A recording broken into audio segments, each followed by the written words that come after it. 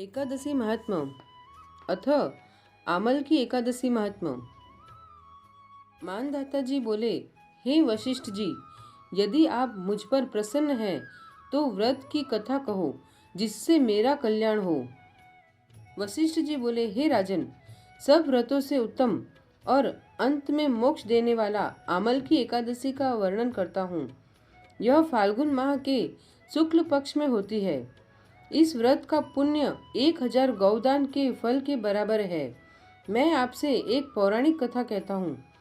एक वैदिक नामक नगर में ब्राह्मण, वैश्य, क्षत्रिय, शूद्र चारों वर्ण आनंद पूर्वक रहते थे। उस नगर में चैत्ररथ नामक चंद्रवंशी राजा था। वह महाविद्वान तथा धार्मिक था। वहाँ के निवासी वृद्ध से बालक प्रत्येक एकादशी का व्रत करते थे। एक समय फाल्गुन मास के शुक्ल पक्ष को आमल नामक एकादशी आई। उस दिन राजा से प्रजा तक, वृद्ध से बालक तक सबने हर्ष सहित उस एकादशी का व्रत किया। राजा अपनी प्रजा के साथ मंदिर में जाकर पूर्ण कुंभ स्थापित करके तथा धूप दीप नैवेद्य पंचरत्न शस्त्र आदि से धात्री का पूजन करने लगे। वे सब धात्री की इस प्रकार स्तुति करने लगे, हे धात्री, तुम ब्रह्मा स्वरूप हो, तुम ब्रह्मा जी द्वारा उत्पन्न हो और सारे पापों को नष्ट करने वाली हो। तुमको नमस्कार है। अब तुम अर्घ स्वीकार करो। तुम श्री रामचंद्र जी द्वारा सम्मानित हो। मैं आपकी प्रार्थना करता हूँ, मेरे समस्त पापों को हरण करो। उस देवालय में रात्रि को सबने जागरण किया। रात्रि के समय उस जगह एक बहेलिया आया। वह महापापी तथा दुराचारी था। वह भूखा प्यासा था। उस जगह विष्णु भगवान की कथा एकादशी महात्म्य सुनने लगा। बहेलिया ने उस रात्रि को अन्य लोगों के साथ जागकर व्यतीत किया। प्रातःकाल होते ही सभी लोग अपने अपने घर गए। कुछ समय बीतने के पश्चात वह बहेलिया की मृत्यु हुई और उस आमल की एकादशी के व्रत तथा जागरण के प्रभाव से उसने राजा विदुरथ के घर जन्म लिया।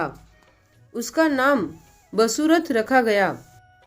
बड़े होने पर वह चतुरंगिनी सेना के सहित तथा धन धान्य से युक्त होकर 10 सहस्त्र ग्रामों का पालन करने लगा।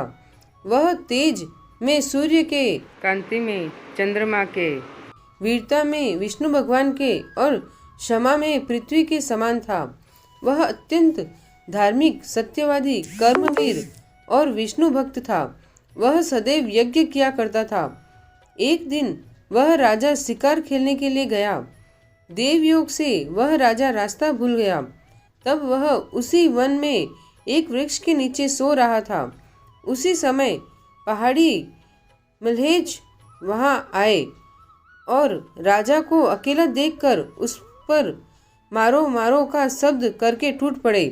वह मल्हेज कहने लगे कि इस दुष्ट राजा ने हमारे संबंधियों को मारा है तथा देश से निकाल दिया है, अतः इसे अब अवश्य मारना चाहिए।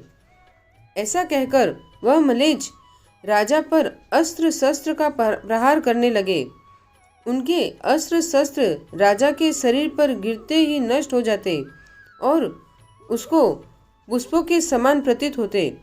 उन म्लेच्छों ने अस्त्र शस्त्र उन पर उल्टा प्रहार करने लगे, जिससे वे मूर्छित हो गए। उस समय राजा के शरीर से एक दिव्य स्त्री प्रकट हुई, जो अत्यंत सुंदर तथा सुंदर वस्त्रों तथा आभूषणों से अलंकृत थी। उसकी भ्रुकुटी टेढ़ी थी।